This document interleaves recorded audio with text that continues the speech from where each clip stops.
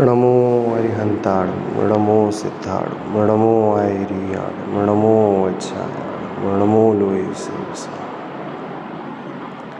मंगलम भगवान वीरो मंगलम गौतमोगड़ी मंगलम कुंद कुंदाद्यो जैन धर्मोस्तु मंगलम सर्वमंगल मांगल्यम सर्वकल्याणकारिकम प्रधानम सर्वधर्माणां जैनम जयतु शासनम जैनम जयतु शासनम जैनम जयतु शासनम। मंगलमय मंगलकर्ण वीतराग विज्ञान नमो ताहि जाते भये अरिहंतादि महान। हर मंगल करि हो महाग्रंथि करण को काज जाते मिले समाज सब पावे निज पद राज।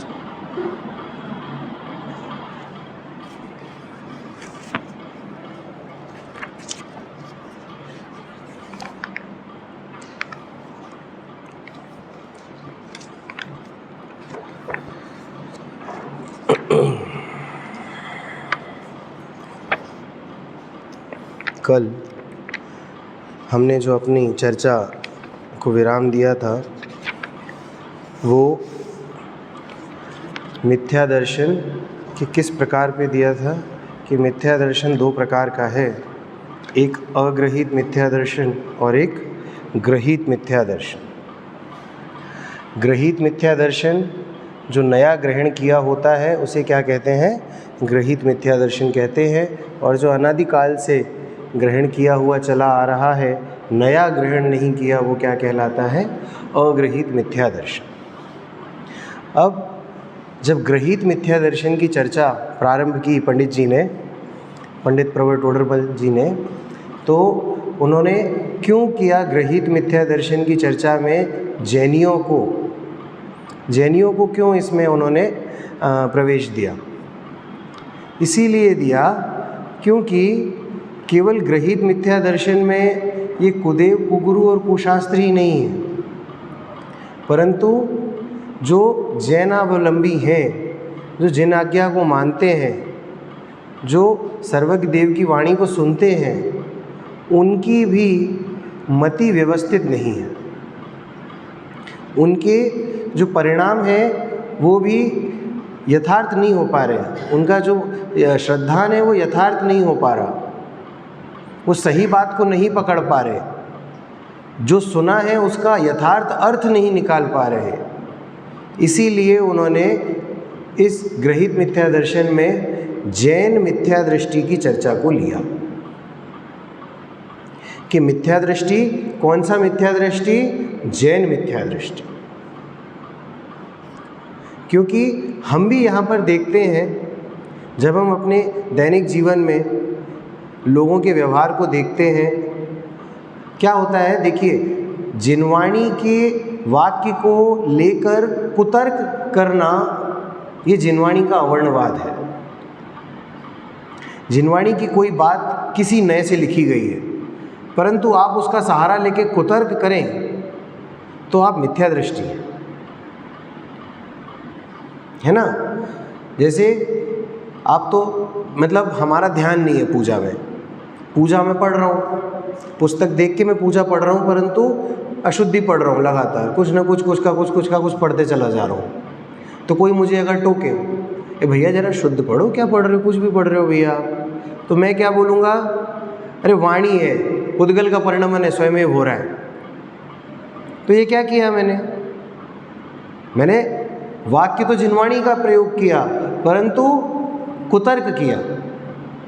और कुतर्क करा तो मैं किस श्रेणी में आया? मैं जैन मिथ्या दृष्टि की श्रेणी में आया। वहाँ पर लिखते हैं, क्या लिखते हैं? इस भवतरु को मूल इक जानहु मिथ्या भाव, ताकों करि निर्मूल अब करिए मोक्ष उपाव। इस भवतरु को मूल इक, भवतरु, तरु किसको कहते हैं? वृक्ष को। और ये कैसा वृक्ष है? ये भव रूपी वृक्ष है। और इसका मूल, मूल यानी जड़, किसी वृक्ष को खड़े रहने में कौन सहायक होता है? उसकी जड़ सहायक होती है। तो ये किसके आधार से खड़ा है? ये जो भवरूपी वृक्ष है ये मिथ्या भाव के आधार से खड़ा है। इसकी जड़ क्या है? मिथ्या भाव इसकी जड़ है। और ताको कर निर्मूल अब इस जड़ को काटने का समय आ चुका है, इस जड़ को नष्ट करने का समय आ चुका है। यदि वृक्ष की जड़ को नष्ट कर दिया जाए तो वृक्ष स्वयं सूख के नष्ट हो जाता है। तो वही यहाँ पर बात लिखते हैं कि ताको करे निर्मूल अब उसको निर्मूल करने का वक्त आ चुका है, निर्मूल करने का समय आ चुका है कि अब इस मिथ्या भाव को नष्ट करो, इस मिथ्या भाव का क्षय करो और किसका उपाय करो? मोक्ष का उपाय करो। क्या लिखते हैं? अथ जो जीव जैन है, जैन किसको कहते हैं? वो दीदी ले रही थी ना अभी कक्षा, अलग अलग प्रश्न पूछ रही थी। समोशरण किसको कहते हैं? गंधकुटी किसको कहते हैं? तो उसी प्रकार से एक ये भी प्रश्न होता है जब बच्चों की पाठशाला चलती है, जैन किसको कहते हैं? बालबोध भाग 1 में ये प्रश्न है, जैन किसको कहते हैं? और ये यही परिभाषा ली गई है, यहाँ से ही ली गई है वो परिभाषा। जो जीव जिन आज्ञा को मानते हैं उन्हें जैन कहते हैं। बालबोध भाग 1, बालबोध भाग 2, बालबोध भाग 3 इन्हें हल्का नहीं समझना भैया। ये मूल ग्रंथों के ही अंश हैं जो बच्चों को पढ़ाए जाते हैं। पंच परमेष्टि का स्वरूप ये मोक्ष मार्ग प्रकाशक में से ही लिया गया है उसमें। और जो बाल पोथी में आता है ना, मैं एक हूँ, मैं जीव हूँ, वो ये आपकी समय सार जी की गाथा है, अहम इक्को खलु शुद्ध, उससे लिया गया है। कुंद कुंद आचार्य के शब्द हैं वो। तो इसीलिए भैया थोड़ा सा संभाल करके जिनवाणी का अध्ययन करना, क्योंकि यदि यहाँ पर आपने असावधानी बरती तो जैन मिथ्या दृष्टि कहलाएंगे। क्या लिखते हैं कि जो जीव जैन हैं, जैन कौन होते हैं? जो जिन आज्ञा को मानते हैं और उनके भी मिथ्या भाव रहता है, मिथ्यात्व रहता है, और उसका वर्णन करते हैं। क्योंकि वहाँ पर जब वो इस शास्त्र का रचना कर रहे होंगे, इस शास्त्र का लेखन कार्य कर रहे होंगे, तब भी वो देखते होंगे रोज़ कि किस किस प्रकार के जैन उन्हें दिखते हैं और किस किस प्रकार के जैनों की मान्यताएं हैं। और उस जैनों की मान्यताओं में उनको खोट दिखती होगी और उस मान्यता की खोट का आधार लेके उन्होंने यहाँ पर पूरा का पूरा अधिकार लिखा कि यदि अगर एक व्यक्ति कोई गलती कर रहा है तो उसको देखकर हो सकता है और भी लोग गलती करने लगे और उस गलती की परिपाटी ना चल पड़े, उस अज्ञान की परिपाटी ना चल पड़े। इसीलिए इस अधिकार की रचना की। और क्या लिखते हैं? उसका वर्णन करते हैं, क्योंकि इस मिथ्यात्व बैरी का अंश भी बुरा है, अंश भी बुरा है। क्यों चैतन्य, एक बात बताओ, एक बोतल जहर अच्छा है या एक बूंद जहर अच्छा है? जहर तो जहर है, अच्छा कहाँ से हुआ? अब वो चाहे एक बोतल हो और चाहे एक बूंद हो, है ना? लौकिक में कहावत भी है, एक गंदी मछली पूरा तालाब गंदा करती है। तो उसी प्रकार से मिथ्यात्व का एक अंश भी मुझे किस श्रेणी में डाल देता है? मिथ्या दृष्टि की श्रेणी में डाल देता है। इसीलिए इस मिथ्यात्व बैरी का अंश भी बुरा है। इसीलिए सूक्ष्म मिथ्यात्व भी त्यागने योग्य है। यहाँ पर प्रमादी नहीं होना है कि सही बात समझ में आ गई, समय सार जी पढ़ लिए और समय सार जी पढ़ने में जो जो बातें सिखाई वो सब सीख ली, और वो क्या क्या बातें हैं वो आगे अभी इसमें आएंगी, तो वो सब बातें मैंने सीख ली, परंतु उनका सही एप्लीकेशन नहीं आया मुझे। किस प्रकार उसे मुझे अपने जीवन में लेना है, क्या होता है व्यवहार ने और क्या होता है निश्चय ने, ये समझे बिना मैं यदि इन वाक्यों को अपने अंदर में उतारने की कोशिश करूँगा तो निश्चित गलती होगी। तो निश्चय ने और व्यवहार ने ना समझने के कारण ये किसका जन्म हुआ? जैन मिथ्या दृष्टि का जन्म। कि जिनवाणी का कोई भी वाक्य होगा वो किसी न किसी नए से लिखा गया होगा, क्योंकि भाषा है ना, अब भाषा तो किसी न किसी नए से लिखी जाएगी। समझते हैं ना भैया नर्थ, निश्चय ने और व्यवहार ने तो समझते हैं, आप तो शास्त्री पढ़ रहे हो। तो यहाँ पर क्या बताया कि वहाँ जिनागम में निश्चय ने और व्यवहार रूप वर्णन है, उसमें यथार्थ का नाम निश्चय और उपचार का नाम व्यवहार है। यानी वास्तविक जो चीज़ है वो तो है निश्चय, जो वास्तविक चीज़ है वो क्या है, वो है निश्चय। और उपचार का मतलब होता है यानी कि उस चीज़ को अब समझाने के लिए अलग अलग वाक्यों का, शब्दों का प्रयोग किया जाएगा, अलग अलग तर्क से उसे सिद्ध किया जाएगा, तो वो क्या कहलाएगा, वो कहलाएगा व्यवहार। उपचार का नाम क्या है, व्यवहार। परंतु इनके स्वरूप को न जानते हुए अन्यथा प्रवर्तते हैं। न व्यवहार की समझ है, न निश्चय की समझ है, जो जैसा समझ में आ रहा है उसका वैसा ग्रहण चालू है, इसीलिए जैन मिथ्या दृष्टि कहला रहा है। मिथ्या दृष्टि की श्रेणी में आ रहा हूँ मैं, जिनवाणी का स्वाध्याय कर रहा हूँ, जिनवाणी के वचन सुन रहा हूँ, जिनेंद्र दर्शन कर रहा हूँ, परंतु निश्चय ने व्यवहार ने का यथार्थ श्रद्धान ना होने के कारण जिनवाणी के वचनों का यथार्थ श्रद्धान नहीं हो पा रहा, और उस यथार्थ श्रद्धान के अभाव में मिथ्या दृष्टि का मिथ्या दृष्टि ही हूँ। और ये कैसा मिथ्या दृष्टि हूँ, ग्रहित मिथ्या दृष्टि।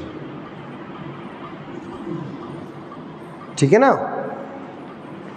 अब उसको आगे यहाँ लेते हैं। एक उदाहरण आया कि निश्चय ने और व्यवहार ने को आप कैसे समझाओगे, तो उसका उदाहरण एक इस प्रकार से लिया गया है कि जैसे कोई दरी बिछी है, दरी चौकोर दरी बिछी है और उसके मध्य में कोई वस्तु रखी है। अब आपको बोला गया है कि उस वस्तु को उठाओ और इस दरी को छुए बिना उठाओ, मतलब इस दरी पे पैर नहीं रखने और उस वस्तु को उठाओ। तो उस वस्तु को कैसे उठाएंगे, कैसे उठाएंगे कि सब तरफ से उस दरी को समेटते जाओ, समेटते जाओ, समेटते जाओ, समेटते जाओ, तो पैर रखने की ज़रूरत नहीं पड़ेगी, और समेटते समेटते समेटते उसके मध्य तक आ जाएंगे और मध्य से उस वस्तु को प्राप्त किया जा सकता है। इसी प्रकार से व्यवहार है, चारों तरफ व्यवहार है और बीच में है वो निश्चय ने। तो निश्चय का ग्रहण होगा तो व्यवहार को धीरे धीरे धीरे धीरे धीरे धीरे गौण किया जाएगा। आप पूरी तरह से व्यवहार को एक बार में गौण भी नहीं कर सकते और केवल व्यवहार को पकड़ के बैठे भी नहीं रह सकते। इसीलिए निश्चय और व्यवहार का बराबर प्ररूपण हुआ है शास्त्रों में, और उसको समझे बिना जिनवाणी का मर्म भी समझ में नहीं आए, और धर्म का मर्म समझे बिना मोक्ष का उपाय नहीं हो सकता। इसीलिए क्या लिया है, परंतु इनके स्वरूप को न जानते हुए अन्यथा प्रवर्तते हैं। आगे लेते हैं कि निश्चयाभासी मिथ्या दृष्टि।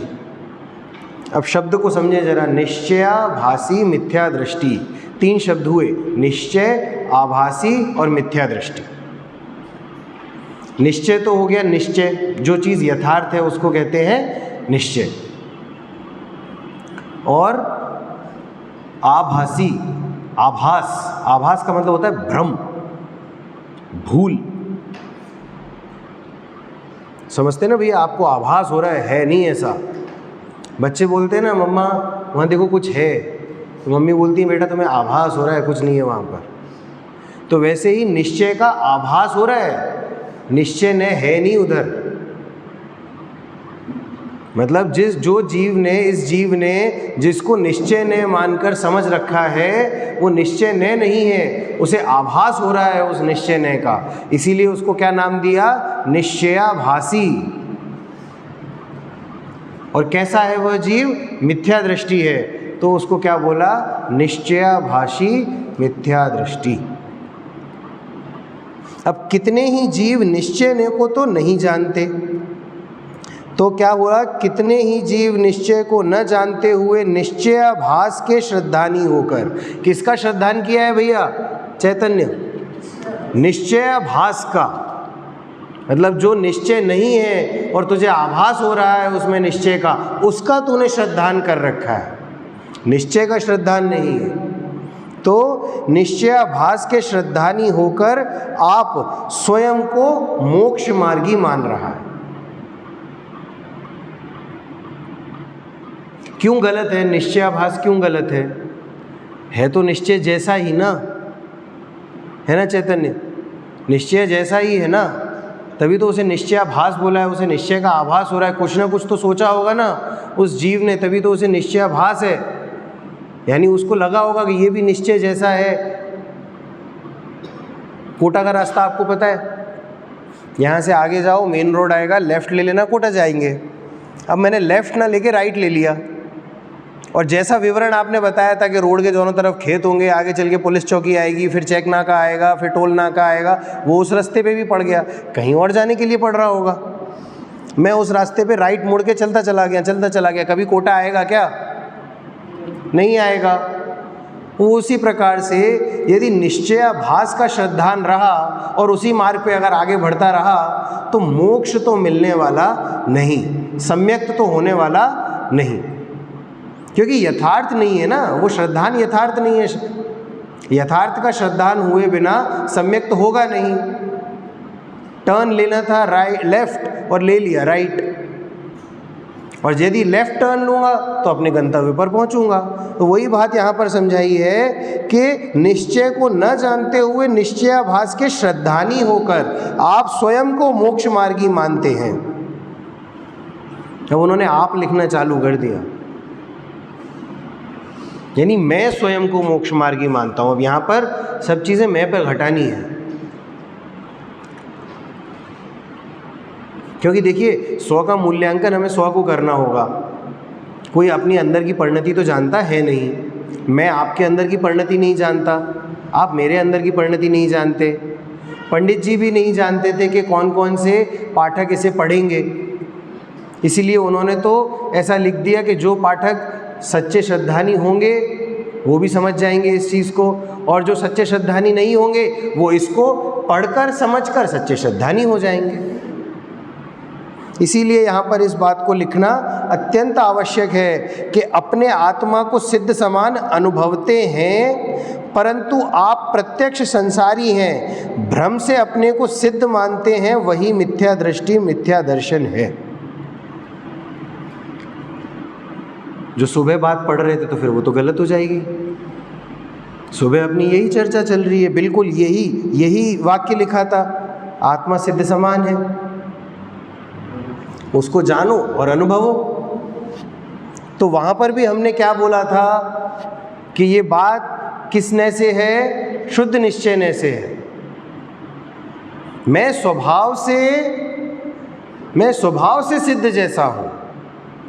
कैसा हूँ एकांश? मैं स्वभाव से सिद्ध जैसा हूँ, स्वभाव से सिद्ध समान हूँ। जैसे सिद्ध परमेष्टि का ध्रुव है, जैसे सिद्ध परमेष्टि का द्रव्य है, वैसे ही मैं द्रव्य, वैसा ही कि वैसा द्रव्य मैं हूँ। मैं भी शुद्ध हूँ, मेरा ज्ञान भी वैसा ही शुद्ध है जिस प्रकार सिद्ध भगवान का ज्ञान शुद्ध है, परंतु उनकी पर्याय में सिद्ध पर्याय है, यहाँ मेरी पर्याय में राग द्वेष है। इस बात का भी भान होना चाहिए।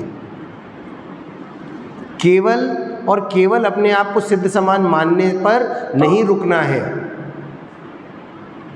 और यदि जीव वहाँ रुक जाता है कि मैं तो सिद्ध समान हूँ और पर्यायगत राग द्वेष को नहीं देख रहा, और पर्यायगत राग द्वेष को यदि नहीं देखेगा तो उनको दूर करने का उद्यम भी नहीं होगा, और उनको दूर करने का उद्यम नहीं होगा तो संसार का संसार में ही बना रहेगा, क्योंकि पर्याय में जो राग द्वेष रूप परिणति है वो तो खत्म करने का उद्यम मैंने किया नहीं, वहाँ तो पुरुषार्थ मैंने किया नहीं। इसलिए क्या नाम पाया मैंने? मिथ्या दृष्टि नाम पाया।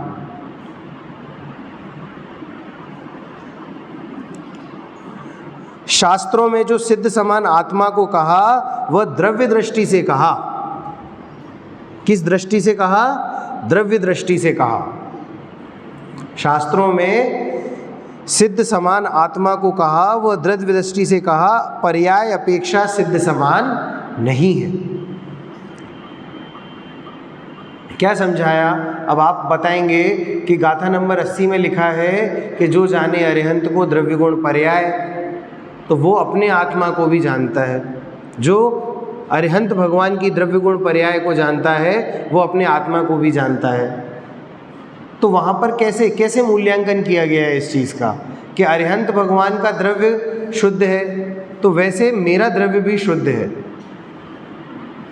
ठीक है, अरिहंत भगवान में ज्ञान गुण है, चैतन्य आदि गुण है, वो मुझ में भी है ज्ञान गुण और चैतन्य आदि गुण, परंतु उनके गुणों का जो परिणमन हो रहा है वो शुद्ध परिणमन हो रहा है अरिहंत भगवान के ज्ञान गुण का और दर्शन गुण का, चारित्र गुण का जो पर्याय निकल रही हैं वो सब स्वभाव पर्याय हैं वहाँ पर। लेकिन यहाँ जो मेरी पर्याय है उन गुणों का जो परिणमन हो रहा है वो अभी विभाव रूप हो रहा है।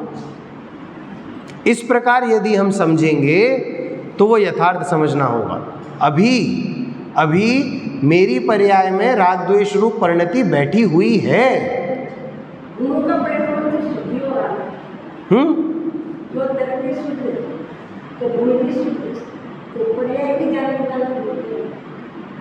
ऐसा नहीं है ना, तो फिर आपको क्रोध क्यों आ जाता है?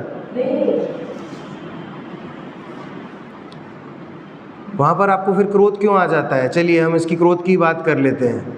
क्रोध क्या है भैया? नहीं, विभाव नहीं है, क्या है? कौन से गुण की कौन सी पर्याय है ये बताइए। चारित्र गुण की विभाव पर्याय है। अब चारित्र गुण का शुद्ध परिणमन करा रहे हो आप, तो फिर क्रोध क्यों आ रहा है? मैं अभी की बात कर रहा हूँ, अभी की अवस्था में तो पर्याय में राग द्वेष है ना।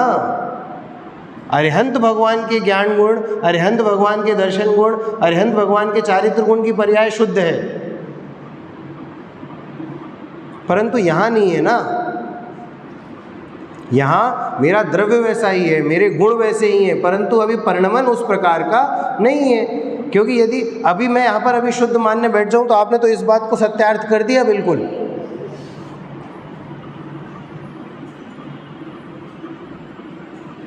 आपका जो भी अभिप्राय है हम बाद में बात करेंगे। क्या होता है ऐसे हम बीच में बोलते हैं ना तो विषय विषयांतर हो जाता है, क्षमा करिएगा। तो शास्त्रों में जो सिद्ध समान आत्मा को कहा वो द्रव्य दृष्टि से कहा, पर्याय अपेक्षा सिद्ध समान नहीं है। अब उसका उन्होंने क्या दिया है, उन्होंने बीच में उसमें उसका उदाहरण दिया कि जैसे राजा और रंक मनुष्य पने की अपेक्षा कैसे हैं, समान है, एक समान है। कैसे हैं राजा और रंक? एक ही समान है, दोनों मनुष्य पर्याय हैं। ठीक है, परंतु राजा पने और रंग पने की अपेक्षा से समान नहीं है। अब उसी प्रकार से सिद्ध भगवान और मैं जीव पने की अपेक्षा से तो समान है कि वो भी जीव द्रव्य हैं और मैं भी जीव द्रव्य हूँ। वो भी ज्ञानादि विशेष गुण के धारी हैं और मैं भी ज्ञानादि विशेष गुण का धारी हूँ, परंतु वो मुक्त हैं और मैं संसारी हूँ। अभी ये मानना पड़ेगा, क्योंकि माने बिना दूर कैसे करेंगे? यदि हम रोग को रोग ना माने तो दूर कैसे होगा रोग? उसी प्रकार सिद्ध और संसारी जीवत्व पने की अपेक्षा समान है, परंतु सिद्ध पने और संसारी पने की अपेक्षा तो समान नहीं है ना। भूल वहीं हो जाती है। स्वच्छंदता कैसे आती है? स्वच्छंदता इसी प्रकार तो आ जाती है। हमने क्या सुना कि मैं तो शुद्ध हूँ, मैं परद्रव्य से अत्यंत भिन्न हूँ। अब परद्रव्य से अत्यंत भिन्न हूँ, मैं शरीर से भी भिन्न हूँ, तो शरीर की क्रिया मेरी क्रिया नहीं, तो अब शरीर की जो भी क्रिया हो रही है उससे मेरा कोई लेना देना नहीं, ऐसा मान बैठूँ क्या मैं? और यदि अगर इस प्रकार से मैं मान बैठता हूँ तो फिर वहाँ स्वच्छंदता आ जाएगी, वहाँ व्यवहार में शिथिलता आ जाएगी, वहाँ विवेक शून्य हो जाएगा फिर। क्योंकि शरीर की जो क्रियाएं हो रही हैं वो शरीर की क्रियाएं, मेरी क्रिया नहीं है। परंतु इस शरीर की जो क्रिया हो रही है उसका मैं जानने देखने वाला हूँ, और इस शरीर की क्रिया के अनुसार ही मुझे अपनी क्रिया को सुधारना है। और क्रिया सुधरेगी तब परिणाम भी सुधरेंगे, और परिणाम सुधरेंगे तो क्रिया सुधरेगी। परंतु ये सुधरने की क्रिया को आरंभ कब करेंगे? जब अपने आप को राग द्वेष रूप मानूंगा। अमृतचंद्र आचार्य ने सुबह आज क्या बोला था? अमृतचंद्र आचार्य ने बोला था कि मैं इस शास्त्र की आत्मख्याति टीका क्यों कर रहा हूँ? क्योंकि मेरी परिणति राग द्वेष से मैली है। उन्होंने तो आत्म अनुभवन भी कर रखा है, आत्मा की अनुभूति हुई है उन्हें, सम्यक्त के धारी हैं, भावलिंगी मुनिराज हैं, 3 चौकड़ी कषाय का अभाव है, और फिर भी वो ये मानते हैं कि मेरी वर्तमान पर्याय राग द्वेष से मैली हो रही है, और इस मोह के नाश के हेतु से मैं आत्मख्याति टीका लिख रहा हूँ। और हम यहाँ पर यदि ये बात ना माने तो हम मिथ्या दृष्टि हैं। जब शुद्धोपयोगी मुनिराज भी इस बात को मानते हैं कि जितनी कषाय पड़ी है उतना कषाय भाव मैल है, उस मैल को भी मुझे दूर करना है, तो फिर हम यहाँ पर अपने आप को मात्र शुद्ध मान के बैठ जाएं तो ये क्या कहलाएगा? ये मिथ्या दर्शन कहलाएगा। क्या लिखते हैं? संसारी की अपेक्षा तो समान नहीं, तथापि ये तो जैसे सिद्ध शुद्ध हैं वैसा ही अपने को शुद्ध मानते हैं, परंतु शुद्ध अशुद्ध अवस्था पर्याय है। इस पर्याय अपेक्षा समानता मानी, अतः यही मिथ्या दृष्टि और मिथ्या दर्शन है। और इस प्रकार के जीव भिन्न भिन्न जगह अपने को देखने को मिलते हैं कि हम तो ये नहीं मानते, हम तो उस शास्त्र का नहीं मानते, हम तो इस शास्त्र का नहीं मानते, हमें तो मात्र यही वाले शास्त्र का स्वाध्याय करना अच्छा लगता है। अच्छी बात है, ठीक है, आपको अगर किसी शास्त्र से विशेष रुचि है तो अच्छी बात है, परंतु अपनी परिणति में ये टटोलना और ज़रूरी है, इस बात का भी आकलन करना ज़रूरी है कि कहीं किसी एक की रुचि के कारण कहीं और की विराधना तो नहीं कर रहा हूँ। क्योंकि देखिए, जो जिनागम है उस समस्त जिनागम में एक ही बात का वर्णन है, वीतरागता का। वो वीतरागता का ही पोषण करेंगी, चाहे वो द्रव्यानुयोग हो, चाहे वो करणानुयोग हो, चाहे वो चरणानुयोग हो, और चाहे वो प्रथमानुयोग हो। एकांश पता है ये चारों अनुयोग कौन कौन से होते हैं? द्रव्यानुयोग क्या बताता है? द्रव्यानुयोग द्रव्य दृष्टि की बात बताता है, आत्मा की चर्चा करता है, शुद्ध निश्चय की चर्चा करता है। और करणानुयोग क्या बताता है भैया? करणानुयोग क्या बताता है? करणानुयोग 3 लोक के चराचर पदार्थों की चर्चा करते हैं। उसमें 3 लोक की पूरी रचना आएगी, कर्मों की व्यवस्था आएगी, ये सब आते हैं करणानुयोग में। और उसके बाद चरणानुयोग, चरणानुयोग क्या कहता है कि जब तक द्रव्यानुयोग से दृष्टि शुद्ध होनी है या हो चुकी है, लेकिन फिर भी अभी भी पूर्ण शुद्धता प्रकट नहीं हुई, तो जब तक पूर्ण शुद्धता प्रकट नहीं हुई तब तक पर्याय में किस प्रकार का आचरण रहना चाहिए वो कौन सिखाता है? वो चरणानुयोग सिखाता है। और प्रथमानुयोग क्या सिखाता है? कि जो इस जिन मार्ग में मोक्ष गए हैं ऐसे मोक्षगामी जीवों की कथा सुनाते हैं। उन कथा में भी द्रव्यानुयोग घटित हो जाता है। समझ गए? तो ये 4 अनुयोगों में अगर चारों अनुयोगों में से किसी भी एक अनुयोग का मैं पक्ष लेके बैठ जाऊं तो मैं क्या कहलाऊंगा? मैं मिथ्या दृष्टि कहलाऊंगा।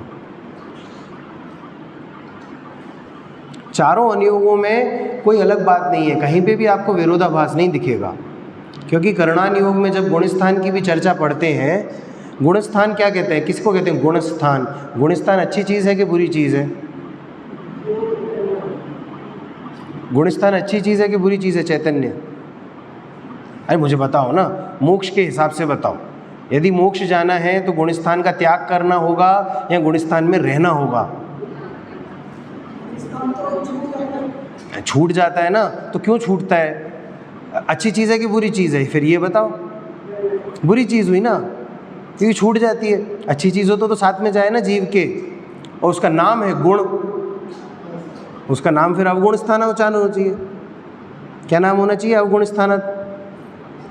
लेकिन नाम है गुण स्थान, उसका नाम गुण स्थान नहीं है, गुणस्थान है। हमने गुण और स्थान को अलग अलग कर लिया, वो है गुणस्थान, है ना। उस गुणस्थान की चर्चा में भी अंत में यही आता है कि कर्मों की अवस्था तो स्वयमेव होती है, जीव के परिणाम अपने स्वयं के होते हैं। जीव अपने परिणामों का स्वामी स्वयमेव है और जीव के परिणामों का निमित्त पाकर कर्मों की अवस्थाएं बदलती हैं। निमित्त उपादान समझना इसीलिए आवश्यक है। यदि हम निमित्त उपादान भी नहीं समझेंगे तो भी मिथ्या दृष्टि हो जाएंगे, है ना। तो यहाँ पर क्या लिखते हैं कि वहाँ आपको केवल ज्ञान आदि का सद्भाव मानते हैं। आपको का मतलब स्वयं को केवल ज्ञान आदि का सद्भाव मानते हैं, परंतु अपने को क्षयोपशम रूप मति शुद्ध ज्ञान आदि का ही सद्भाव है। मैं तो केवल ज्ञान स्वरूप ही हूँ, क्या ज़रूरत है शास्त्र स्वाध्याय करने की। इस प्रकार से अगर जीव का प्रवर्तन हो तो वो क्या हो जाएगा, वो मिथ्या दृष्टि की श्रेणी में आ जाएगा। मैं तो केवल ज्ञान स्वरूप हूँ। क्या अच्छी बात है भैया, केवल ज्ञान स्वरूप है तुम्हारा। ये जो जीव है, इस जीव में ज्ञान गुण है और उस ज्ञान गुण में केवल ज्ञान प्राप्त करने की शक्ति है, केवल ज्ञान प्रकट होने की शक्ति है, परंतु वर्तमान में तो प्रकट नहीं है। वर्तमान में क्या है, क्षयोपशम रूप मति शुद्ध ज्ञान आदि का सद्भाव है और छायिक भाव है। केवल ज्ञान क्या है, केवल ज्ञान छायिक भाव है। किसका क्षय होता है जब केवल ज्ञान प्रकट होता है, ज्ञानावरणी कर्म का क्षय होता है, तब केवल ज्ञान प्रकट होता है। केवल ज्ञानावरणी कर्म का क्षय होता है तब क्या प्रकट हो जाता है, केवल ज्ञान। तो केवल ज्ञान क्या हुआ, छायिक भाव हुआ। और हमारे मति शुद्ध ज्ञान कैसे हैं, वो क्षयोपशमिक भाव है। क्षयोपशमिक आज सुबह की सभा से समझ में आ गया होगा क्षयोपशम किसको कहते हैं। तो वो कैसे हैं, वो क्षयोपशमिक भाव है। और छायिक भाव तो कर्म के क्षय होने पर होता है, और ये भ्रम से कर्म का क्षय हुए बिना ही छायिक भाव मानते हैं। अतः यही मिथ्या दृष्टि है और मिथ्या दर्शन है। अभी क्या है ना, हम ऐसी गलती करते नहीं है, इसीलिए बड़ा हल्का सा लग रहा है ये वाक्य, क्योंकि आप और हम अभी ऐसी गलतियां नहीं कर रहे। हम जो गलतियां करेंगे वो अभी आगे आने वाली हैं। हम और आपकी जो बुद्धि में खोट पड़ी है ना, थोड़ी थोड़ी जो खोट पड़ी है, उसी के कारण अभी आत्मानुभवन नहीं हो पा रहा। अच्छा, मुझे ये बताइए कि चतुर्थ गुण स्थान में जो होता है वो कितने कषाय चौकड़ी का अभाव है, एक कषाय चौकड़ी का अभाव है। आज सुबह बताया था चैतन्य। अनंतानुबंधी क्रोधमान माया लोक का अभाव है चतुर्थ गुण स्थान में, ठीक है। और पंचम गुण स्थान में कितने कषाय चौकड़ी का अभाव है, 2 कषाय चौकड़ी का। यानी उसमें और क्या खत्म हो जाता है, अप्रत्याख्यानावरण कम हो जाता है, ठीक है। तो वो क्या कहलाते हैं, वो पंचम गुण स्थानवर्ती कहलाते हैं। अब यहाँ पर पंचम गुण स्थानवर्ती और चतुर्थ गुण स्थानवर्ती को हम लेते हैं। एक जीव लेंगे हम चतुर्थ गुण स्थानवर्ती का और एक जीव लेंगे हम पंचम गुण स्थानवर्ती, ठीक है। देखिए, जो मनुष्य पर्याय है और जो त्रियंच पर्याय है, इसमें चतुर्थ गुण स्थान भी हो सकता है और पंचम गुण स्थान भी हो सकता है। किस किस में, मनुष्य पर्याय में और त्रियंच पर्याय में। और देव पर्याय में मात्र चतुर्थ गुण स्थान ही हो सकता है, ठीक है। और मनुष्य पर्याय में तो आगे के गुण स्थान भी हो सकते हैं, परंतु अभी यहाँ पर हम कंपैरिजन कर रहे हैं। मनुष्य में भी चतुर्थ गुण स्थान हो सकता है, त्रियंचों में भी चतुर्थ गुण स्थान हो सकता है, और देवगति में भी चतुर्थ गुण स्थान हो सकता है।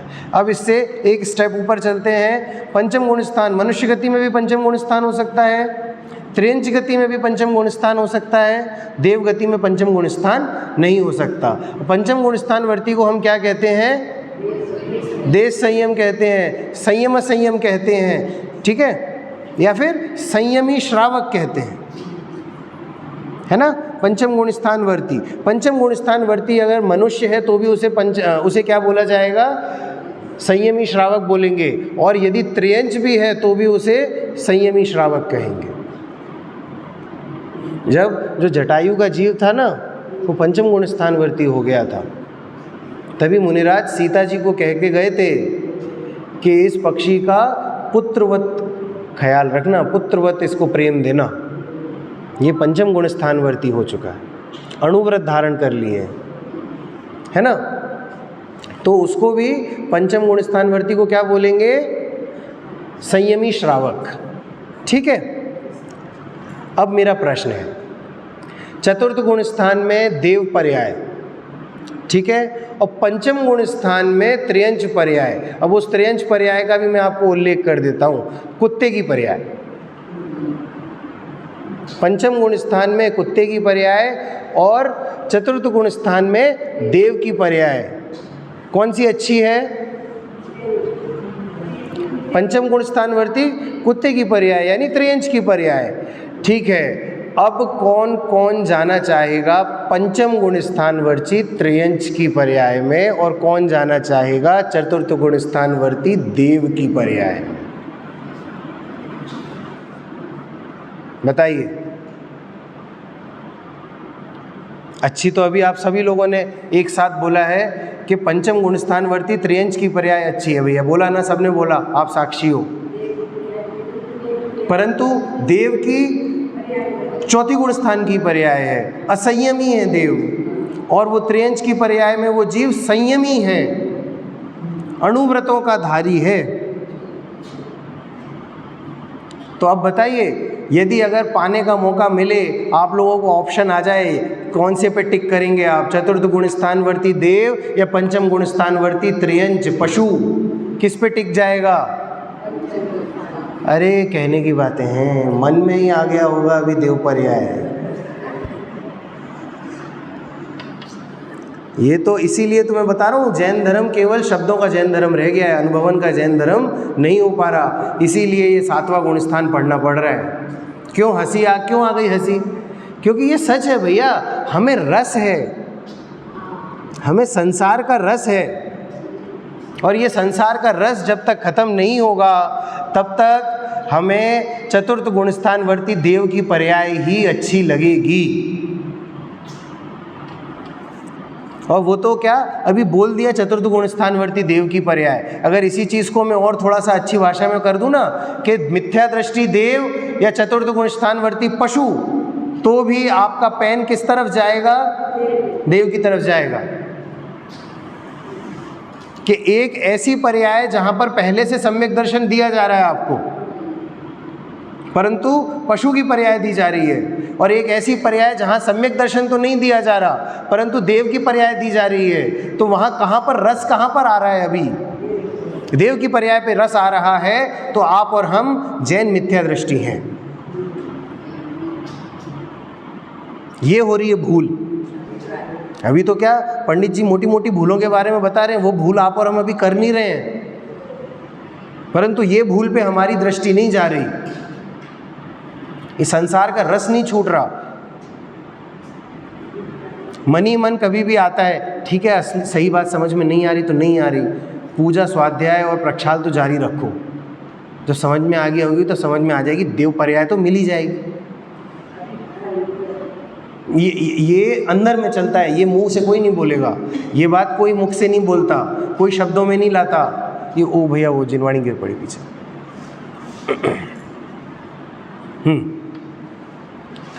कोई अपने मुखमंडल पे नहीं लाता इन शब्दों को। ये अभिप्राय में बैठा है आपके मतलब हमारे, तभी तो आगे पीछे कुछ भी करो हमें संसार की चिंता हो जाती है। संसार से उदासीन वृत्ति आ नहीं पाती। एक उपवास कर लिया, 2 उपवास कर लिए, 3 उपवास कर लिए, उसके बाद फिर पालकी निकलती है। इसीलिए उपवास करूंगी या इसलिए उपवास करूंगा? आपके यहाँ तो पता नहीं, उस तरफ ऐसा होता है, बड़ा सम्मान होता है, लोग भेंट दे के जाते हैं, उपहार दे के जाते हैं, सब करते हैं कि अगर आपने 10 लक्षण के 10 उपवास कर लिए तो भैया केवल लौंग का पानी लिया है 10 दिन, तो उनका बड़ा सम्मान किया जाता है। अच्छी बात है, संयम की प्रभावना होनी चाहिए, संयम की हमें उससे प्रेरणा मिलती है, परंतु इसी प्रलोभन के लिए यदि आप करते हो उपवास आदि, तो क्या वो सही है? ये मुझे नहीं बताओ, आप ये अपने अंदर सोचो। 10 लक्षण में 10 दिन यदि मंदिर नहीं जाऊंगा तो समाज वाले क्या बोलेंगे, मैं तो मुमुक्षु मंडल का अध्यक्ष बनाया गया हूँ, अब क्या करूँ, मंदिर तो जाना पड़ेगा। ये मोटी मोटी सी बातें हैं जो हम नज़रअंदाज कर देते हैं और भावों का फल मिलता है, क्योंकि भाव तो कोई देख नहीं पा रहा ना सामने से, भाव तो अंदर है। मुनिराजों की कैटेगरी आई गुण स्थान की, जब अब चर्चा करते हैं तब एक प्रकार के मुनिराज होते हैं जो 28 मूल गुण का निरतिचार पालन हो रहा है, निरतिचार पालन हो रहा है 28 मूल गुणों का, परंतु सम्यक तो नहीं है, आत्म अनुभवन नहीं है तो वो क्या कहलाएंगे, मिथ्या दृष्टि द्रव्यलिंगी मुनिराज। द्रव्यलिंगी क्यों बोला, क्योंकि मुनि धर्म का जो बाहरी आचरण है वो तो निरतिचार पालन हो रहा है, 28 के 28 मूल गुण निरतिचार पालन हो रहे हैं, तो क्या बोलेंगे, मिथ्या दृष्टि द्रव्यलिंगी। अब यदि उनको सम्यक तो हो जाए और वो चतुर्थ गुण स्थान में आ जाए तो क्या बोलेंगे,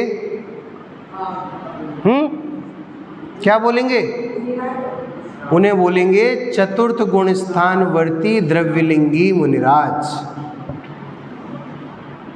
और फिर जब पंचम गुण स्थान में आ जाए, ये बात में लिखी हुई है, मैं दिखा सकता हूँ, और यदि पंचम गुण स्थान में आ जाए तो उन्हें क्या बोलेंगे, पंचम गुण स्थान वर्ती द्रव्यलिंगी मुनिराज। और फिर जब सातवें गुण स्थान में आ जाएंगे तब क्या कहलाएंगे, भावलिंगी मुनिराज, क्योंकि भावलिंग का द्रव्यलिंग के संग सुमेल है, तो वहाँ से अलग से द्रव्यलिंग को बोलने की आवश्यकता नहीं है। फिर वहाँ पर एक प्रश्न उठाया है, वहाँ एक प्रश्न ये उठाया है कि यदि किसी मुनिराज के 28 मूल गुणों का निरतिचार पालन हो रहा हो, परंतु एक आध गुणों में अतिचार लग रहा हो, तो क्या उन्हें मुनिराज मानना चाहिए कि नहीं, या उन्हें द्रव्यलिंगी कहलाया जाएगा कि नहीं। ये चर्चा ली तो उसका निराकरण दिया कि यदि एक या दो गुणों में अतिचार हो रहा है या एक या दो गुणों का पालन नहीं हो पा रहा है और फिर भी यदि हम उसमें द्रव्यलिंगी की स्थापना करेंगे तो 1-2 हो जाए चाहे 3-4 हो जाए, क्या फ़र्क पड़ेगा, 3-4 हो जाए या 5-6 हो जाए तो क्या फ़र्क पड़ेगा।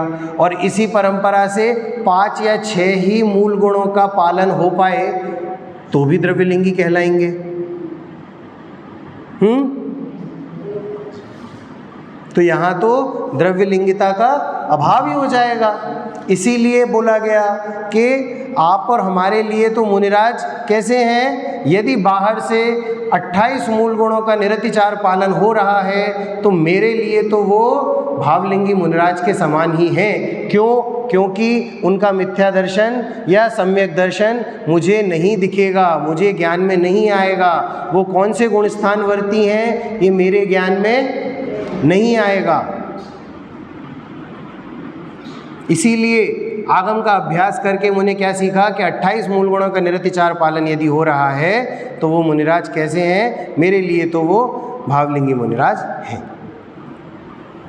परंतु ये चर्चा क्यों आई कि भावलिंगी मुनिराज और द्रव्यलिंगी मुनिराज, ये समझाने के लिए चर्चा आई कि यदि मुझे सम्यक तो नहीं हुआ, मुझे आत्मानुभवन नहीं हुआ है और फिर भी मैं उस मार्ग पर आगे बढ़ जाऊं तो मैं क्या कहलाऊंगा, मैं मिथ्या दृष्टि द्रव्यलिंगी कहलाऊंगा। और तब कहलाऊंगा जब 28 मूल गुणों का निरतिचार पालन होगा, तब कहलाऊंगा। और मुनिराजों को 28 मूल गुणों का निरतिचार पालन करना नहीं पड़ता, ये उनकी दिनचर्या है, ये उनका जीवन है। कोई लिस्ट लेके नहीं बैठे 28 मूल गुणों के डेली टिक करने पड़े, ये उनकी पूरी जीवन यापन ही उनका ऐसा है, पूरा का पूरा जीवन उनका ऐसा ही है, 28 मूल गुणमय है उनका जीवन। और यदि इनमें एक या दो मूल गुणों में अगर कोई हस्तक्षेप हो जाए, उनमें कोई वो अतिचार लग जाए या मूल गुणों का अभाव हो जाए तो मैं मिथ्या दृष्टि हूँ। यहाँ पर करना है इन गलतियों का सुधार करना है। क्या लिखते हैं? शास्त्रों में सर्व जीवों का केवल ज्ञान स्वभाव कहा है, वह शक्ति अपेक्षा से कहा है, क्योंकि सर्व जीवों में केवल ज्ञानादि रूप होने की शक्ति है। वर्तमान व्यक्तता तो व्यक्त होने पर ही कही जाएगी।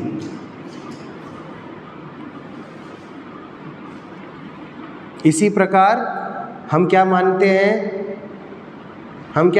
हैं कि सम्यक दृष्टि, जैसे सम्यक दृष्टि की यहाँ पर वृत्ति लिखी है, वैसे सम्यक दृष्टि की वृत्ति में क्या है? सम्यक दर्शन के क्या सूचक क्या है? आप कैसे किसी जीव को सम्यक दृष्टि मानोगे? 8 अंग हैं सम्यक दर्शन के, वो 8 अंग यदि बाहर से दिखेंगे तो हम उस जीव को सम्यक दृष्टि मानते हैं। कौन कौन से 8 अंग हैं?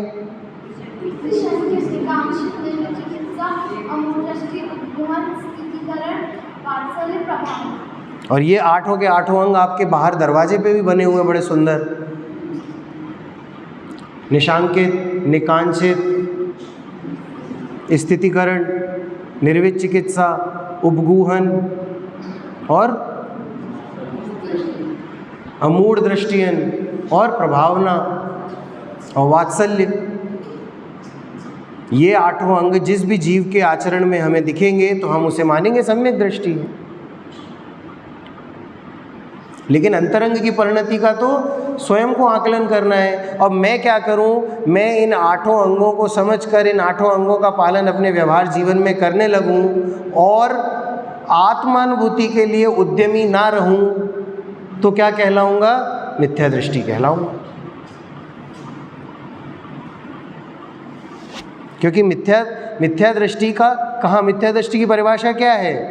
यथार्थ का श्रद्धान ना होना ही मिथ्या दर्शन है। और यहाँ पर यथार्थ के श्रद्धान का उद्यमी में हुआ नहीं, बाहरी आचरण को मैंने सम्यक दर्शन मान लिया, और बाहरी आचरण को सम्यक दर्शन मान लिया, इस कारण मैंने क्या पदवी पाई? मैंने जैन मिथ्या दृष्टि की पदवी पाई। उसमें आगे लिखते हैं, कोई ऐसा मानता है कि आत्मा के प्रदेशों में तो केवल ज्ञान ही है, ऊपर आवरण होने से प्रकट नहीं होता, परंतु यह भ्रम है। अगर ये माना जाए कि जैसे उन्होंने उदाहरण दिया कि सूरज है, सूरज बादलों के पीछे छुपा हुआ है और बादल हटते हैं तो सूरज आ जाता है। तो यहाँ पर उन्होंने बताया कि यदि केवल ज्ञान हो तो वज्र पटल आदि आड़े होने पर भी वस्तु को जानता, परंतु कर्म आड़े आने पर वह कैसे अटक सकता है? इसीलिए कर्म के निमित्त से केवल ज्ञान का अभाव ही है। कर्मों की सत्ता को खत्म नहीं कर देना, मानना नहीं बंद कर देना कि कर्म कुछ नहीं होते। कर्मों को मानना पड़ेगा, क्योंकि यदि मानोगे नहीं तो उनके खत्म करने का उद्यमी नहीं हो पाओगे। तो इसीलिए केवल ज्ञान का अभाव ही है। यदि इसका सर्वथा सद्भाव रहता तो पारणामिक भाव कहते, परंतु है तो छायिक भाव। अब पारणामिक भाव क्या होता है? जो सदा काल रहता है और निरपेक्ष रहता है, उसे किसी के पक्ष की आवश्यकता नहीं है, वो क्या कहलाता है? वो पारणामिक भाव कहलाता है। लेकिन केवल ज्ञान क्या है? केवल ज्ञान छायिक भाव है। ज्ञानावरणी के क्षय से फिर केवल ज्ञान उत्पन्न होता है। लेकिन यहाँ पर पारणामिक भाव क्या है? पारणामिक भाव तो मेरा ज्ञान स्वभाव पारणामिक भाव है, सदा काल एक जैसा रहता है। मेरा द्रव्य पारणामिक भाव है, जो त्रिकाली शुद्ध बोलते हैं ना, वो पारणामिक भाव है। तो त्रिकालिक शुद्ध, फिर से उसी बात पे आ जाओ। त्रिकालिक शुद्ध किस निश्चय से कहा? निश्चय ने से कहा। किस ने से कहा? निश्चय ने से त्रिकाली शुद्ध कहा। वो क्या है? पारणामिक भाव है, परंतु यह तो छायिक भाव है। सर्वभेद जिसमें गर्वित है ऐसा चैतन्य भाव, वह क्या है? पारणामिक भाव है। सर्वभेद जिसमें गर्वित हैं, जैसे क्या बताया? जीव को क्या बताया? जीव द्रव्य है। अब जीव को समझाने के लिए, ये तो निश्चय की बात हो गई कि जीव शुद्ध है, ठीक है। अब उसको समझाना है मुझे, तो समझाऊंगा कैसे मैं?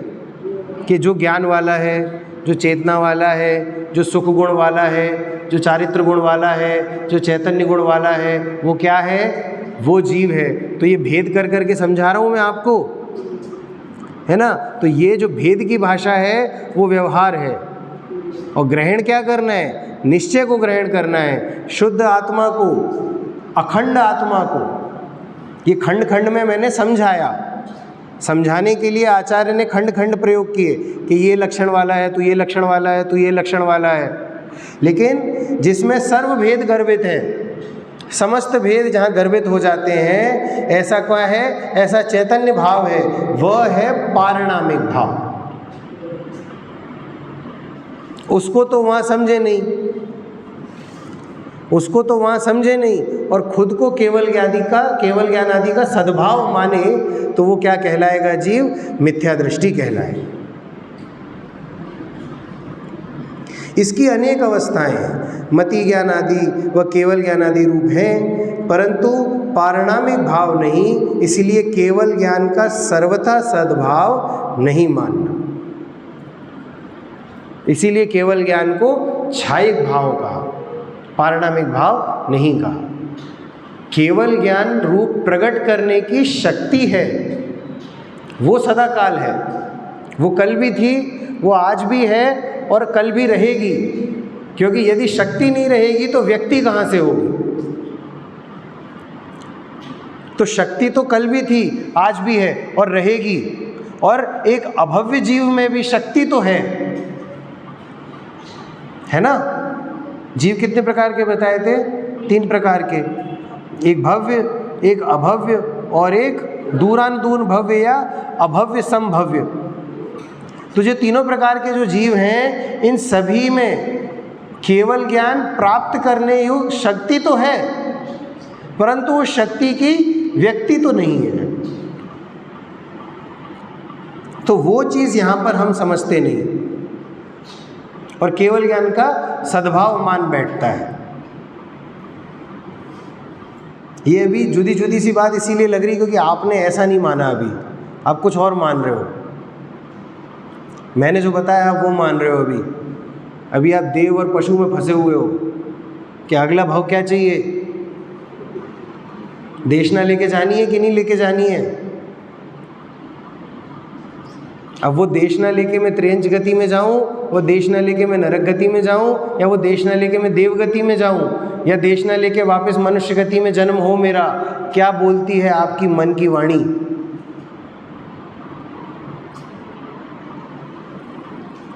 अगर आप प्रायोरिटाइज करेंगे ना इसको, प्रायोरिटाइज का मतलब आप प्राथमिकता अगर देंगे किसी को, तो आप सबसे पहले प्राथमिकता देवगति को देंगे कि देशना लेके मुझे जाना है, लेकिन जाना कहाँ है,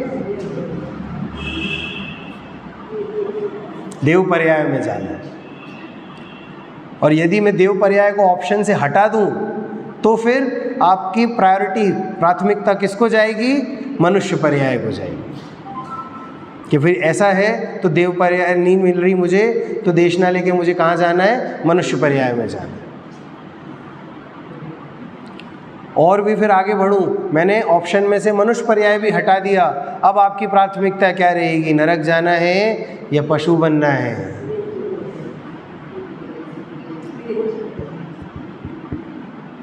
कौन अच्छा है। देखिए जो पशु गति है ना, उसमें फिर संगी असंगी भी आते हैं। तो भैया मुझे संगी,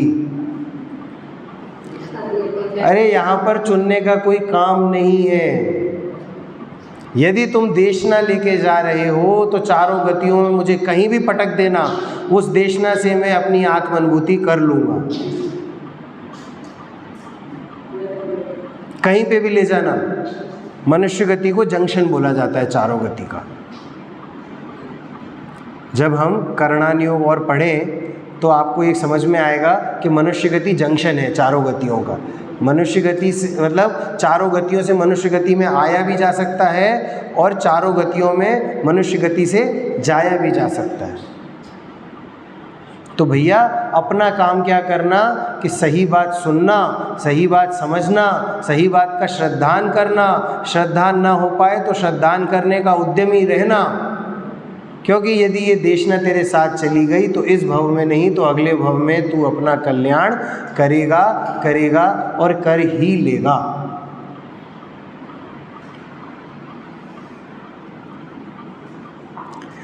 क्या लिखते हैं, वहाँ शास्त्रों में जो सूर्य का दृष्टांत दिया उसका इतना ही भाव लेना, जैसे मेघ पटल होते हुए सूर्य का प्रकाश प्रकट नहीं होता, उसी प्रकार कर्म उदय होते हुए केवल ज्ञान नहीं होता।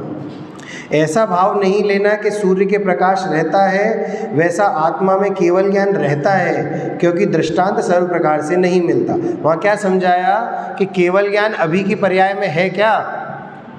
नहीं है। उन्होंने क्या बोला कि ऐसा उदाहरण देते हैं लोग कि जैसे कि मेघ पटल हटे तो सूर्योदय हो गया, लेकिन वो इसको ऐसे भी तो समझा सकते हैं कि सूर्य तो है ना, पहले से है सूर्य, वो तो मेघ पटल से दिख नहीं रहा था। ऐसा नहीं है, पर यहाँ पर केवल ज्ञान पहले से है, ऐसा नहीं है। कर्मों का जब क्षय होगा तब केवल ज्ञान प्रकट होगा। ऐसा नहीं है कि केवल ज्ञान प्रकट है परंतु कर्मों के आड़े आने के कारण वो दिख नहीं रहा है, वो व्यक्त नहीं हो पा रहा है, ऐसा नहीं है। केवल ज्ञान रूपी होने की शक्ति है परंतु कर्मों के होने के कारण वो शक्ति व्यक्त नहीं हो पा रही। शक्ति है, केवल ज्ञान नहीं है। जैसे पुद्गल में वर्ण गुण है, उसकी हरित पीतादि अवस्थाएं हैं, वहाँ वर्तमान में कोई अवस्था होने पर अन्य अवस्था का अभाव है। उसी प्रकार आत्मा में चैतन्य गुण है, उसकी मति ज्ञानादि रूप अवस्थाएं हैं, वहाँ वर्तमान में कोई अवस्था होने पर अन्य अवस्था का अभाव है। अब ज्ञान की पर्याय में अभी मति ज्ञान की आदि की पर्याय चल रही हैं, तो केवल ज्ञान आदि की पर्याय का अभाव है। आसान बात को कठिन क्यों करते हैं? आसान बात को कठिन क्यों करना? समय जी ने बताया कि मैं त्रिकाली शुद्ध हूँ, मैं सिद्ध समान शुद्ध हूँ, निश्चय से शुद्ध हूँ। पर्याय में अभी राग द्वेष परिणति पड़ी हुई है और ये परिणति भी मेरी नहीं है। ये कैसी है? ये मेरी विभाव परिणति है। और इस विभाव परिणति का कारण क्या है? इस विभाव परिणति का निमित्त जो है वो दर्शन मोहनी और चारित्र मोहनी कर्म है। और अब आगे बोलो, निमित्त तो वो है और उपादान में क्या है? उपादान में यहाँ पर मेरे इन गुणों का परिणमन इस प्रकार ही होना है। और क्यों होना है? क्योंकि मेरा अभी यथार्थ श्रद्धान नहीं है। जैसे ही यथार्थ श्रद्धान होगा तो क्या होगा? दर्शन मोहनी का या तो उपशम हो जाएगा या क्षय उपशम हो जाएगा या क्षय हो जाएगा और आंशिक शुद्धता प्रकट हो जाएगी, शुद्ध परिणति चालू हो जाएगी।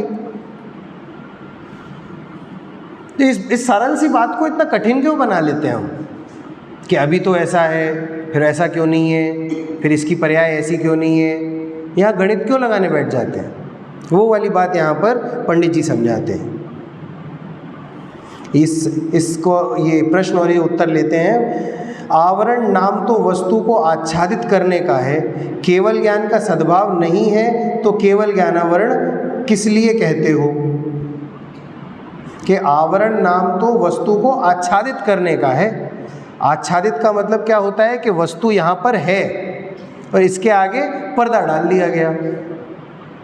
ठीक है, तो यहाँ पर केवल ज्ञान का सद्भाव यदि नहीं है, यानी केवल ज्ञान नहीं है, तो केवल ज्ञानावरण क्यों नाम दिया आपने?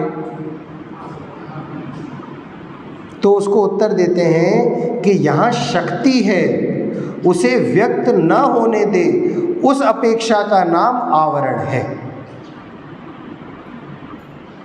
मतलब केवल ज्ञान रूपी शक्ति है, उस शक्ति की व्यक्ति नहीं होने दे रहा वो कर्म, इसीलिए उसे आवरण का नाम दिया। हम तो शब्द पकड़ते हैं ना, तो वहाँ पर शब्दों से जो उन्होंने अर्थ निकाला है वो अर्थ निकाला कि आप शब्दों से आवरण का अर्थ पर्दा मत समझना। जैसे देश चारित्र का अभाव होने पर शक्ति घातने की अपेक्षा अप्रत्याख्यानावरण कषाय कही है। अप्रत्याख्यानावरण कषाय किस चीज़ के लिए, किस चीज़ का आवरण है? देश चारित्र प्रकट होने का। अणुव्रत ग्रहण करने के भाव नहीं आते जीव को। किसके निमित्त से नहीं आते? अप्रत्याख्यानावरण कषाय के निमित्त से नहीं आते, परंतु वहाँ पर उस रूप होने की शक्ति तो है। अब वहाँ ऐसा जानना कि वस्तु में जो पर निमित्त से भाव होते हैं उनका नाम औपाधिक भाव है, और पर निमित्त के बिना जो भाव होते हैं उनका नाम क्या है? स्वभाव भाव है। अब क्या समझाया औपाधिक भाव और स्वभाव भाव से?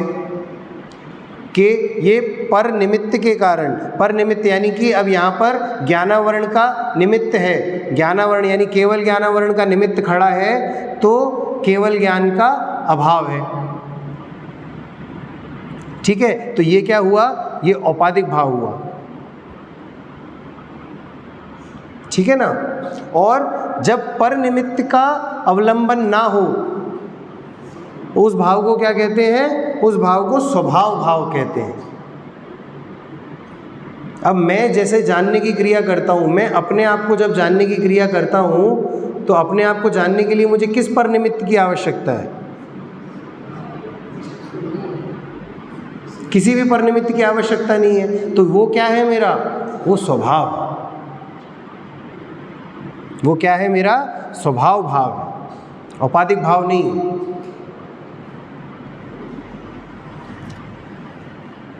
अब आगे इसमें और कुछ समझाएंगे, जैसे कि जल के उष्णपने को अग्नि का निमित्त है। जल स्वभाव से कैसा है? वो शीतल है। जल स्वभाव से कैसा है? शीतल है। और अग्नि का जब संयोग मिला तो वो कैसा हो गया? उष्ण हो गया। तो जो उष्णता है वो क्या है? जल का औपाधिक भाव। और शीतलता क्या है? उसका स्वभाव भाव। उसमें परनिमित्त की आवश्यकता नहीं है। ठीक है ना। लेकिन अब औपाधिक भाव में, औपाधिक भाव को यदि स्वभाव भाव मान लेगा तो हाथ जलेगा, क्योंकि औपाधिक भाव के समय तूने उसको शीतल मान लिया तो तेरा हाथ जलेगा। और उसी प्रकार से औपाधिक भावों में स्वभाव भाव को नहीं मानना। जब विभाव पर्याय है तो विभाव पर्याय में स्वभाव पर्याय को नहीं मानना। यदि मानोगे तो तुम्हारा ही बिगाड़ होगा। ये चीज़ यहाँ पर आगे और हम इसकी विश्लेषण करेंगे। थोड़ा सा यहाँ पर दृष्टि को सूक्ष्म करने की आवश्यकता है, क्योंकि देखिए जब तक मिथ्या दर्शन, मिथ्या ज्ञान की ऊपर की चर्चा हो रही थी तो बड़ी आसानी से समझ में आती है, परंतु यहाँ पर मति की भूल है, जो हमारी मूल में भूल है वो यहाँ पर ख़त्म करना आवश्यक है। इसीलिए इस बात को थोड़ा सा सूक्ष्म दृष्टि से हम सुनेंगे तो आसानी से समझ में आएगा और वो भूलें दूर होंगी। अब एक छोटी सी भजन लेने की इच्छा थी। मैं बोला था कि एक भजन लिया जाए, तो हम सुबह नहीं, दोपहर में हम वो ले रहे हैं। कौन सा लेते हैं? छैडाला जी लेते हैं ग्रंथ। तो छैडाला जी की आज हमारी पहली ढाल पूर्ण हो गई, और जो पहली ढाल हुई है उस पहली ढाल में 4 गतियों के दुखों को बताया गया है कि 4 गति में किस प्रकार से मैं भ्रमण कर रहा हूँ। तो ये जो 4 गति के भ्रमण हैं उनको जो डीपी कौशिक हैं उन्होंने एक भजन में डाला है। आप हो सकता है कुछ लोगों ने इस भजन को सुना हो, मैं सुनाता हूँ, तुम सुनना, बड़ा अच्छा भजन है ये। रेल चली भई रेल चली, 2 पहियों की रेल चली, अजब निराली रेल चली रे, रेल चली रे, रेल चली। कभी आगे कभी पीछे, कभी ऊपर कभी नीचे, कभी आगे कभी पीछे, कभी ऊपर कभी नीचे, यानी 4 गतियों में दौड़ रही है गली गली। रेल चली भई रेल चली, 2 पहियों की रेल चली। ये गाड़ी है बड़ी निराली, बड़ी तेज रफ्तार। क्यों है तेज रफ्तार? 33 सागर की आयु बीत जाती है 7वें नरक में, और वो भी अंश है जरा सा अनादिकाल के लिए। अगर अनंत काल की बात करें तो वो 33 सागर की आयु बूंद बराबर है। इसीलिए क्या कहा कि ये गाड़ी है बड़ी निराली, बड़ी तेज रफ्तार, नाम है जीवन एक्सप्रेस, इसमें दुनिया अवसार। पूरी की पूरी दुनिया इसी में सवार है। तरह तरह के डिब्बे जिसमें आगे पीछे खड़े हुए, सबका नाम देह और तन है, एक दूजे से जुड़े हुए। ये सब देह तन एक दूसरे से जुड़ा हुआ है। और क्या है इसमें, इस रेलगाड़ी में इंजन कौन है और ईंधन कौन है? आयु के इंजन से, सांस के ईंधन से, आयु के इंजन से, सांस के ईंधन से, दौड़ रही है गली गली, रेल चली भई रेल चली, दो पहियों की रेल चली। सुख और दुख की दो पटरी है, जिस पर गाड़ी भाग रही। जब तक संसार में है सुख और दुख, ये जो सुख है ना वो दुख का अभाव वाला सुख है, ये सच्चा सुख नहीं है। और उसकी भाग दौड़ में हमारा जीवन निकल जाता है। तो इसीलिए सुख और दुख की दो पटरी हैं, जिस पर गाड़ी भाग रही। एक सवारी आत्मा एक डिब्बे से झांक रही। आत्मा कहाँ से झांकता है? इन डिब्बों से झांक रहा है। अब क्या हो रहा है? पहला स्टेशन बचपन है, नाम है सुंदर प्यारा, खेल खिलौने जहां बिक रहे, अजब तमाशा न्यारा। आया था ना छैड़ाला जी में, बचपन का विवेचन किया था, बालपने में ज्ञान न लयो। तो वही चीज़ यहाँ पर है कि पहला स्टेशन बचपन है, बड़ा सुंदर है, बड़ा प्यारा है, और खेल खिलौने बिक रहे हैं और इसी तमाशे में जा रहा है जीवन। देखे खेल खिलौने रे, लगा मुसाफिर रोने रे। ये इच्छा नहीं, ये इच्छा पूर्ण होनी चाहिए, ये इच्छा पूर्ण हो गई तो अब ये इच्छा पूर्ण होनी चाहिए। ये खेल खिलौने हैं। देखे खेल खिलौने रे, लगा मुसाफिर रोने रे, इस रोने धोने में गाड़ी तेजी से फिर सटक चली। रेल चली भई रेल चली, दो पहियों की रेल चली, अजब निराली रेल चली रे, रेल चली। अगला स्टेशन जो आया उसका नाम जवानी, प्यास लगी पैसेंजर उतरा नीचे पीने पानी। एक अनोखा और यात्री प्लेटफॉर्म पर पाया, उसको भी अपने डिब्बे में फिर इसने बिठलाया। क्या है वो लाइन? क्या है? बालपने में ज्ञान न लयो और तरुण समय तरुणी रत रहो। या मिल गई तरुणी। और ये तरुणी केवल वो तरुणी नहीं है, ये क्या है? ये 5 इंद्रियों की विषय अभिलाषा है। ये है वो तरुणी। एक अनोखा और यात्री प्लेटफॉर्म पर पाया, उसको भी अपने डिब्बे में फिर इसने बिठलाया। साथी में ऐसा खोया, खेल खिलौने भूल गया, इस जोड़े को लेके गाड़ी धीरे धीरे सरक चली। पहले तो सरपट सरकी थी, अब धीरे धीरे सरकी। क्यों? क्योंकि आयु बढ़ गई ना थोड़ी सी अब मेरी। शक्ति मैंने व्यर्थ की।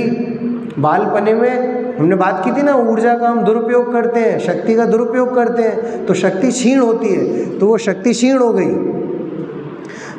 आगे को ज़रा और चली तो डिब्बे में एक शोर हुआ, एक नन्हा सा और यात्री दोनों के संग और चढ़ा। अब संसार बढ़ गया। ये तो मकड़ जाल है।